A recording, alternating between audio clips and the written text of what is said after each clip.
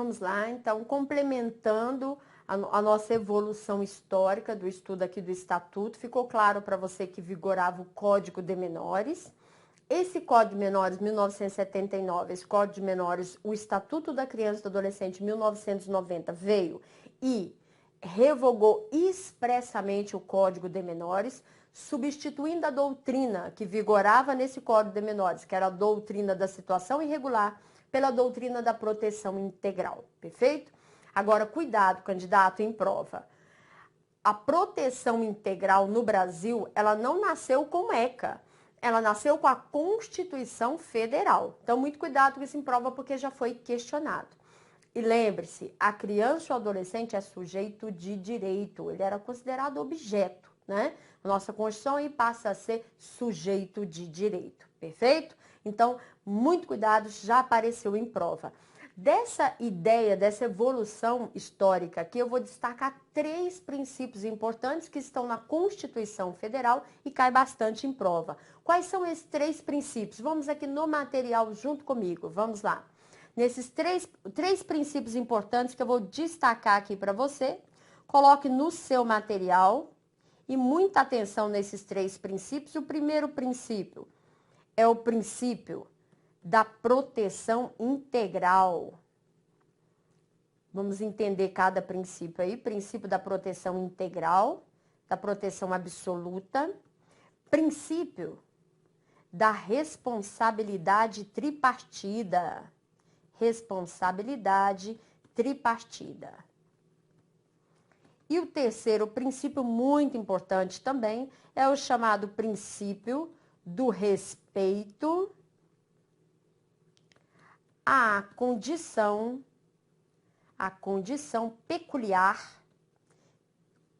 Princípio do respeito à condição peculiar de pessoa em desenvolvimento. De pessoa em desenvolvimento. Veja, candidato, aqui a gente está tratando do menor de 18 anos de idade, uma pessoa que não atingiu a maioridade ainda. Por isso, é uma pessoa que está em desenvolvimento. Vamos entender esses 3 princípios aqui importantes, tá? Veja o seguinte, deixe de lado o seu material e vamos lá. Eu coloquei 3 princípios aí para você, a proteção integral, a responsabilidade tripartida e o princípio do respeito à condição peculiar de pessoa em desenvolvimento.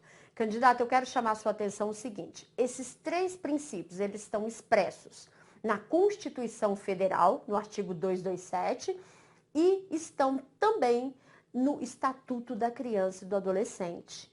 Muito cuidado em prova. Lembre que nós falamos, o estatuto, você abre o estatuto com a proteção integral logo no artigo 1º, perfeito?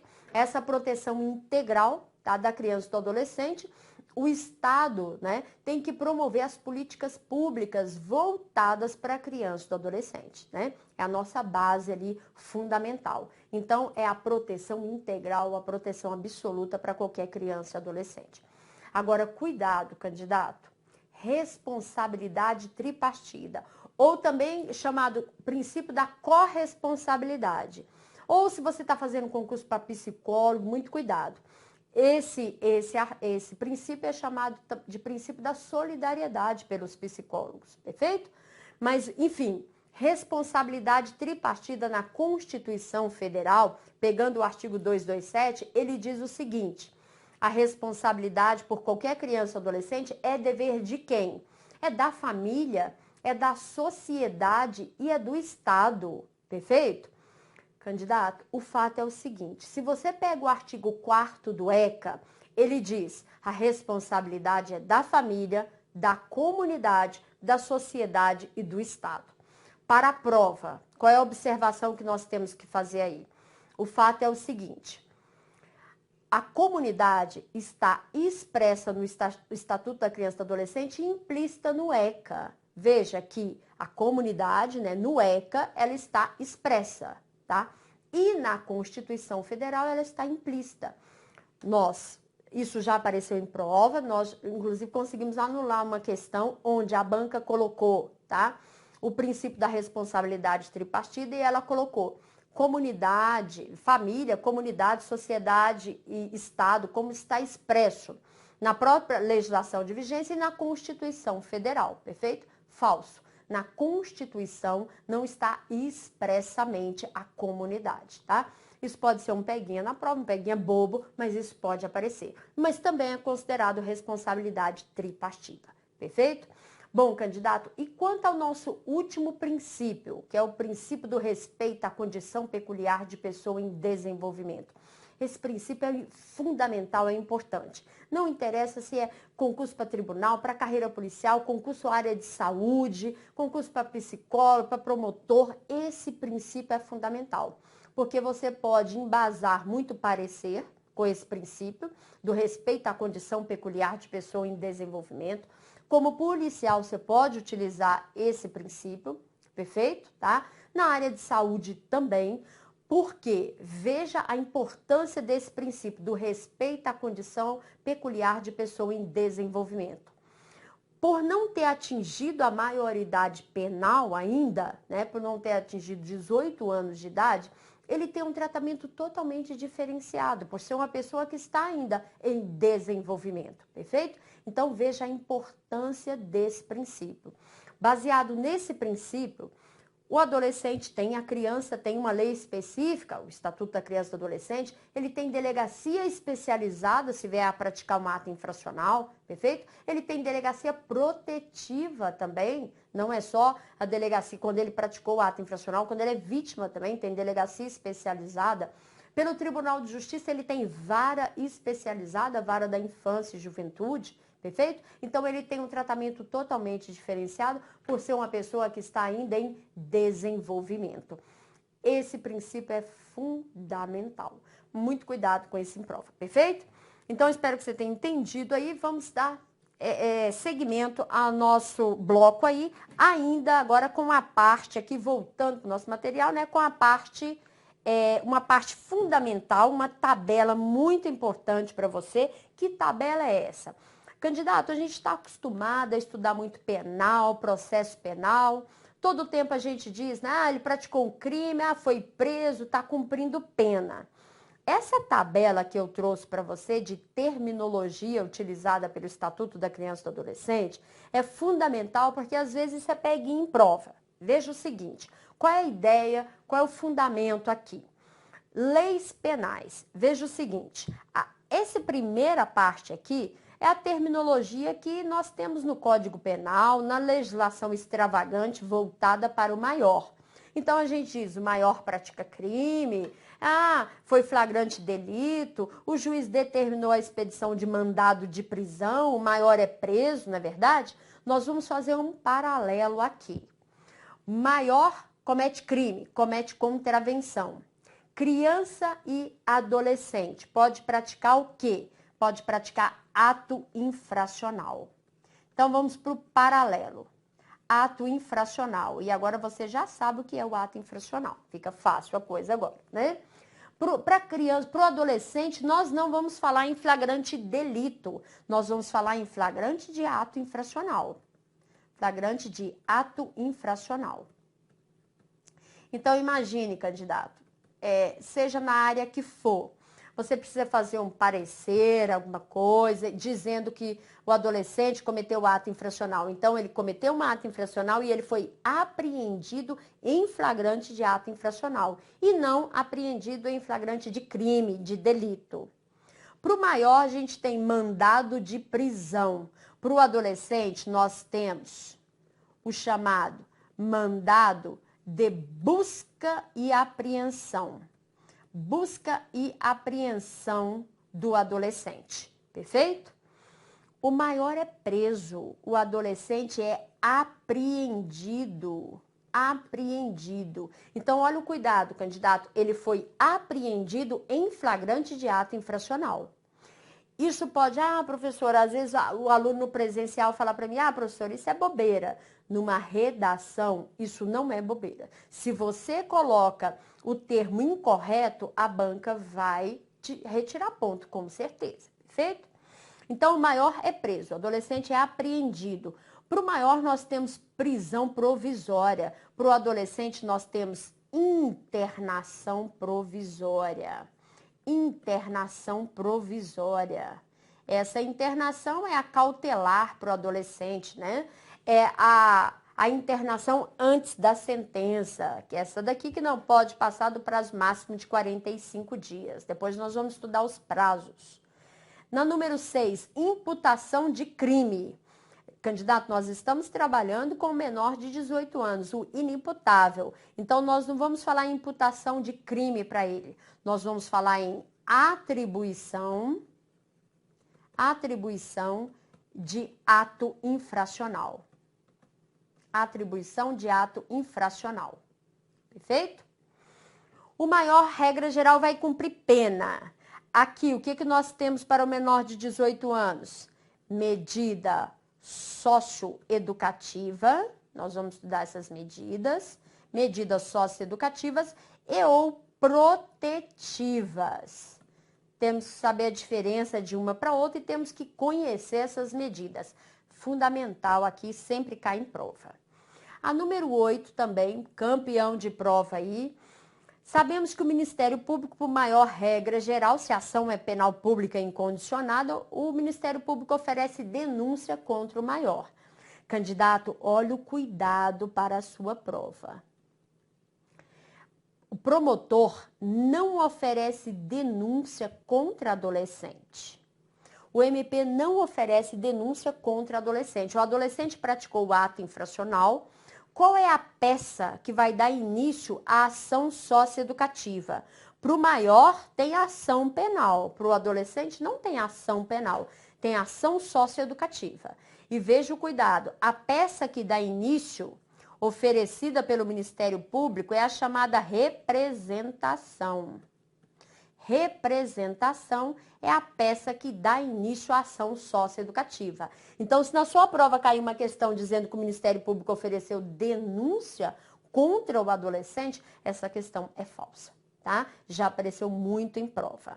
Depois nós vamos detalhar aqui a representação.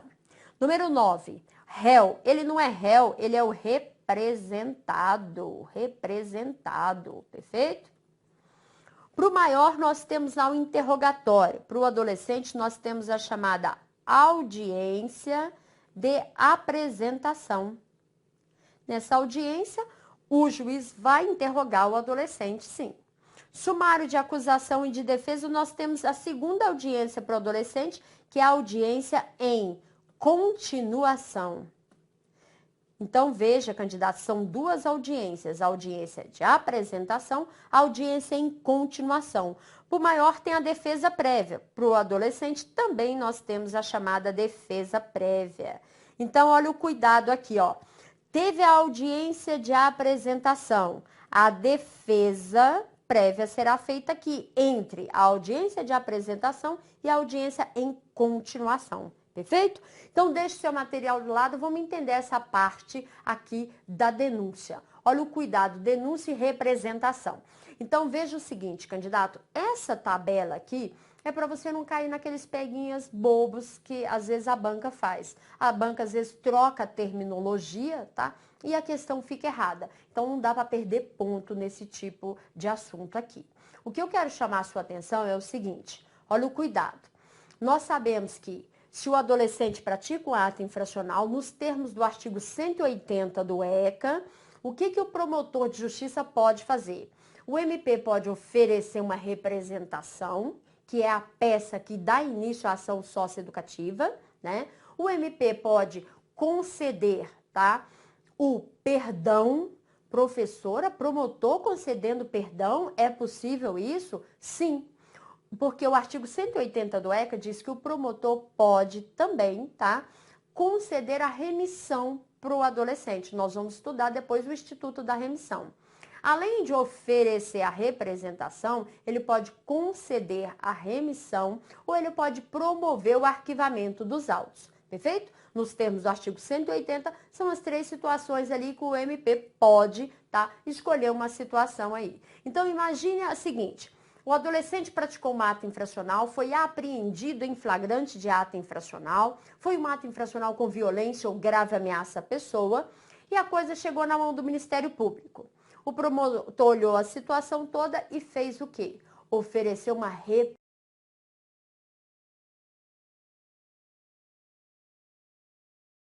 representação contra o adolescente. Essa representação vai para a mão do juiz, perfeito? O fato é o seguinte, candidato, nós temos 3 observações específicas dessa representação. A primeira é o seguinte: só o promotor de justiça pode representar contra o adolescente. Essa representação pelo ato infracional só é uma peça exclusiva do Ministério Público, perfeito? Então, olha o cuidado, se na sua prova cair a representação no ECA, pelo ato infracional, tá? É uma peça incondicionada, verdadeiro, porque é exclusiva do Ministério Público, tá claro? E mais, candidato, essa peça, o ECA diz, ela pode ser escrita, a representação pode ser escrita ou oral. O promotor pode oferecer oralmente a representação, o ECA diz que sim. Na prática, né, é feito escrito, mas tá, a lei diz oral ou escrito. Em regra, né, é escrita, mas na prova, muito cuidado. Se aparecer, poderá ser oral? Poderá. E mais, candidato, além da peça ser incondicionada, além de ser escrita oral, nós temos uma informação fundamental. Essa informação que eu vou falar agora caiu no concurso de juiz do TJ e caiu no concurso nível médio da Secretaria da Criança, agora recentemente feito pela Funiversa. Então, olha o cuidado, candidato. O ECA diz pra gente que a representação, ela é uma peça que independe de prova pré-constituída da autoria e da materialidade. Professora, traduz isso aí. Eu estou dizendo para você que a representação oferecida pelo Ministério Público, ela independe de prova pré-constituída da autoria e da materialidade. Ou seja, o promotor ainda não tem prova pré-constituída que foi o adolescente X que praticou o ato infracional. Mesmo assim, ele pode representar? Sim. Candidato sempre cai em prova dizendo que a representação depende de prova pré-constituída. É falso, a lei diz que independe. Então, tome muito cuidado com esta observação aí, perfeito? Voltando para o nosso material ainda, nós temos mais observações importantes aqui. Vamos lá. Aqui na número 10, nós temos medidas socioeducativas. Tá aí, candidato, um ponto que costuma cair em tudo quanto é concurso, tá? Esse ponto de medida socioeducativa, ele é fundamental, tá? Seja para a carreira que for. Medida socioeducativa já caiu, inclusive, para professor. Porque, às vezes, as pessoas dizem, professor precisa estudar só a parte de educação. Não. Cuidado, porque principalmente quando a banca é o CESP, ela coloca lei 8.069 de 90 e alterações. Ela pode cobrar o que ela quiser, perfeito? Então, medida socioeducativa é um ponto fundamental. Veja o seguinte, onde nós vamos encontrar as medidas socioeducativas, tá? No artigo 112 do ECA. Artigo 112 traz o rol das medidas socioeducativas. Então, veja o seguinte, candidato, quais são as medidas socioeducativas? O artigo 112 diz a advertência, a obrigação de reparar o dano, a prestação de serviço à comunidade, a liberdade assistida, a inserção em regime de semi-liberdade e a internação em estabelecimento educacional são medidas socioeducativas previstas no artigo 112. Aqui, candidato, eu quero chamar a sua atenção o seguinte, olha o cuidado aqui, ó.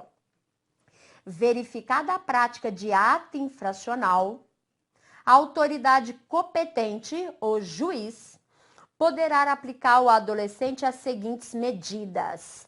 Ao adolescente, a criança jamais. Muito cuidado com isso em prova, perfeito? Então, veja o seguinte, qual é a natureza jurídica dessas medidas socioeducativas que poderão ser aplicadas para o adolescente se ele tiver praticado um ato infracional? Ela tem, cuidado, medida socioeducativa tem natureza jurídica, olha o cuidado, retributiva, lembra que nós vimos lá atrás, ela é impositiva, ela tem um cunho, uma característica sancionatória, mas de cunho pedagógico, candidato, veja, a medida socioeducativa imposta ao adolescente pela prática de ato infracional, ela é retributiva, impositiva, é sancionatória, mas ela tem um cunho totalmente pedagógico. A ideia é resgatar o adolescente, perfeito? De quem que é a competência para aplicar essas medidas socioeducativas previstas no artigo 112? Súmula 108 do STJ. Lembra que nós vimos tabela de súmulas. Súmula 108 do STJ que diz competência exclusiva do juiz. Competência exclusiva do juiz para aplicar medida socioeducativa. E qual é a abrangência? Medida socioeducativa pode ser aplicada a quem? Ela pode ser aplicada ao adolescente e, excepcionalmente, ela será aplicada ao jovem adulto, pela prática de ato infracional, né, quando ele era adolescente. Então, candidato, o artigo 112, ele carrega um rol taxativo, ele carrega um rol fechado. Ou seja, só será medida socioeducativa, só pode aplicar medida socioeducativa a medida que está lá expressa no artigo 112 do Estatuto. Mas aqui, veja o seguinte, a dica que eu quero deixar aqui para você, primeiro, eu quero deixar aqui, antes de fechar esse bloco, eu quero deixar aqui para você, a professora não está muito boa para fazer bolinha aqui não. Eu quero deixar uma dica que eu sempre deixo aqui para você, como os alunos do presencial, eu quero deixar aqui para você também. Eu sei que é muita matéria para estudar para concurso, então olha o cuidado. O artigo 112, nós vamos gravar essas medidas socioeducativas com mnemônico. Qual é o mnemônico? Você vai gravar assim para a prova. Pai, liu.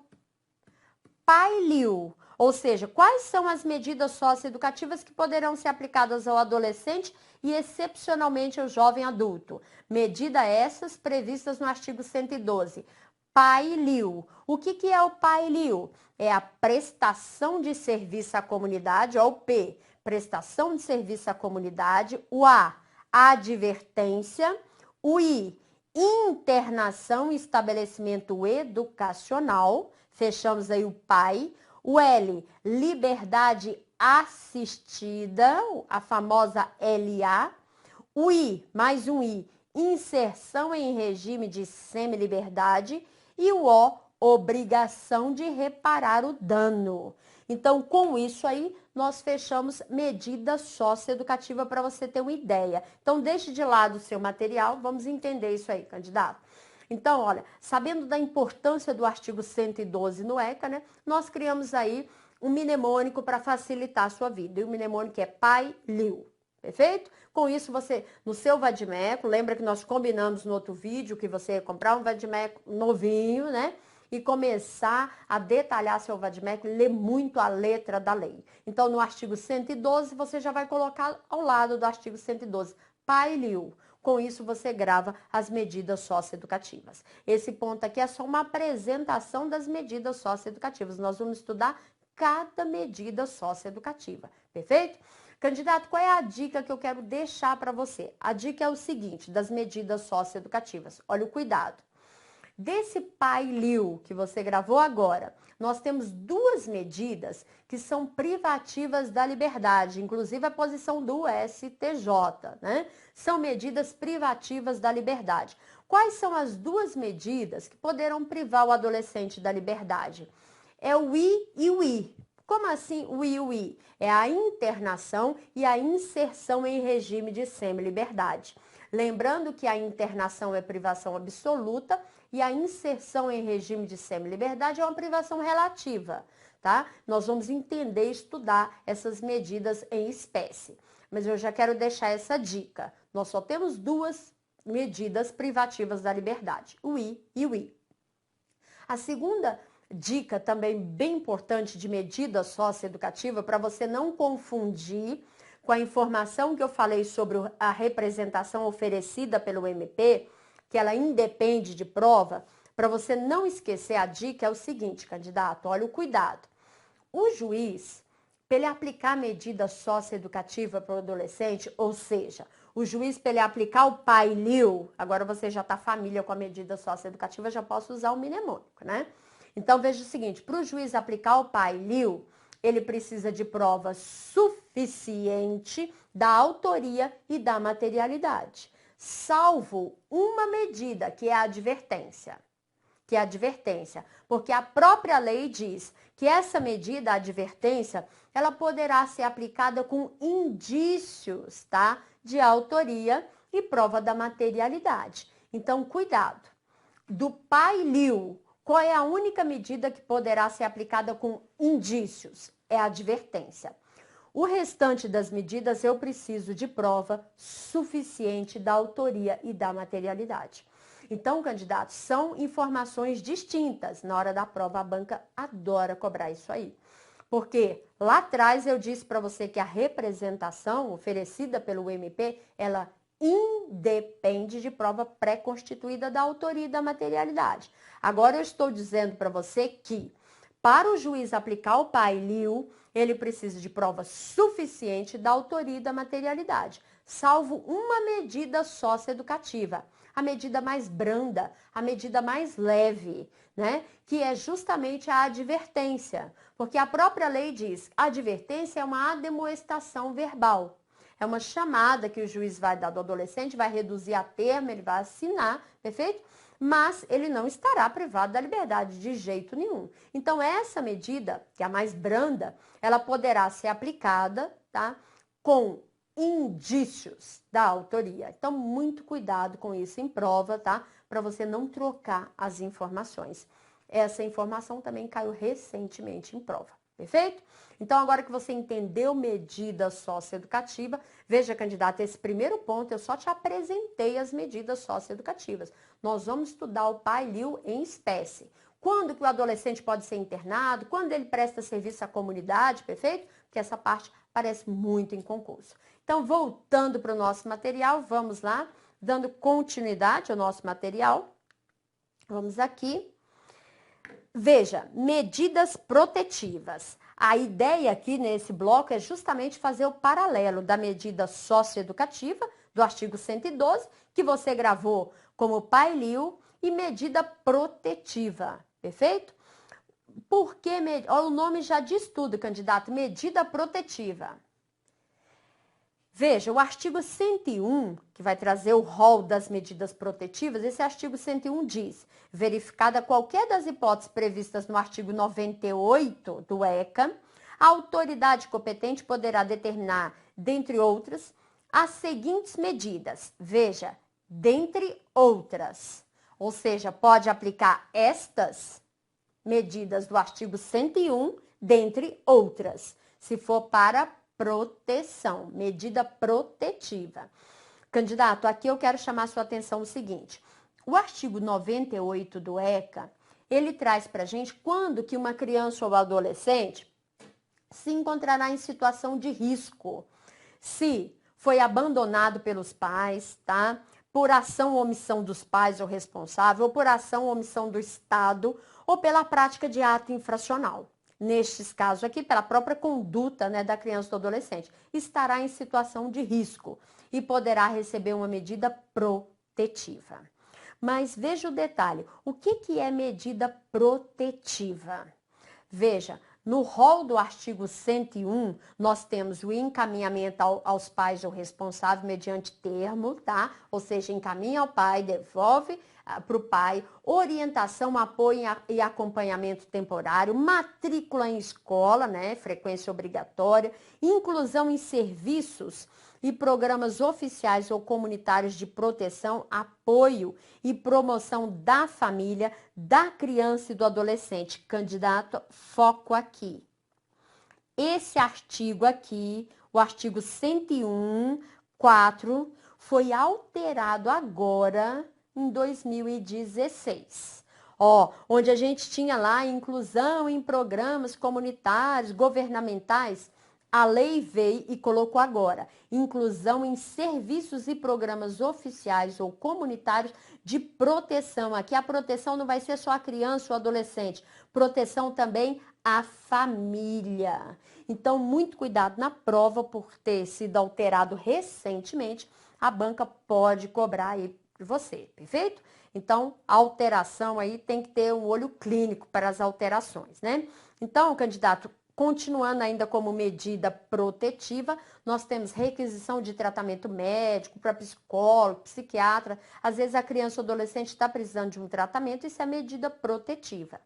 Inclusão em programa oficial comunitário de auxílio, de orientação, para o menino deixar de utilizar droga, deixar de utilizar álcool, perfeito?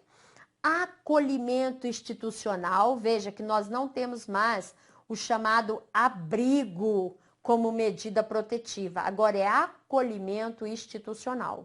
Inclusão em programa de acolhimento familiar e colocação em família substituta.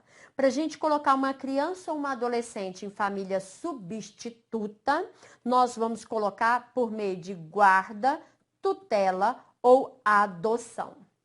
No próximo bloco, candidato, então, nós vamos fechar aí, vamos deixar nosso material de lado aí. No próximo bloco, então, nós vamos fechar essas medidas protetivas com o mnemônico para você também. Agora que você gravou o mnemônico Pailil, nós criamos um mnemônico também para você gravar a medida protetiva. Até o próximo bloco.